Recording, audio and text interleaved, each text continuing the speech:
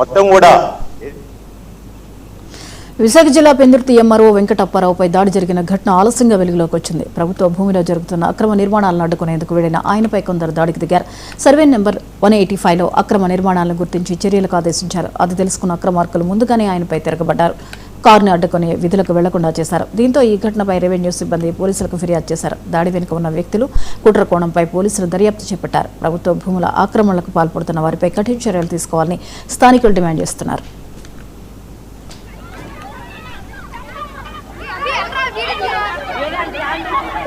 నిన్న సాయంత్రం 4 గంటల ప్రాంతంలో నేను ఫీల్డ్ విచారణ నిమిత్తం పొలగనపాలెం వెళ్ళాను. శాసనసభకి వెళ్తున్నప్పుడు అక్కడ విఆర్ఓకి ఒక ఫోన్ వచ్చింది రమేష్ నాయుడికి.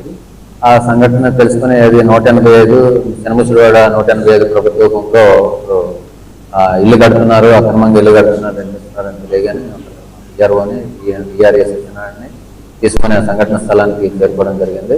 అప్పటికి ఇల్లు కడుతున్నటువంటి తాపమేశ్వర్లు పని వాళ్ళందరినీ కూడా బయటకు వెళ్ళిపోమని చెప్పి విఆర్ఓ విఆర్ఏ లోపలికి వెళ్ళి ఆ ఇటుకలన్నింటినీ కూడా బయటకు నడుచుకుంటే ఆ ఇటుకలు కింద పడుతున్నట్టు చుట్టుపక్కల చిన్నపిల్లలు ఆడుకునే వాళ్ళ మీద పడ్డాయని అపోహతో ఆడవాళ్ళు మగాళ్ళు పరిగెత్తుకుని వచ్చి విఆర్ఓని విఆర్ఏని ఇద్దరిని కూడా అడ్డగించి అల్లరి చేయడం జరిగింది.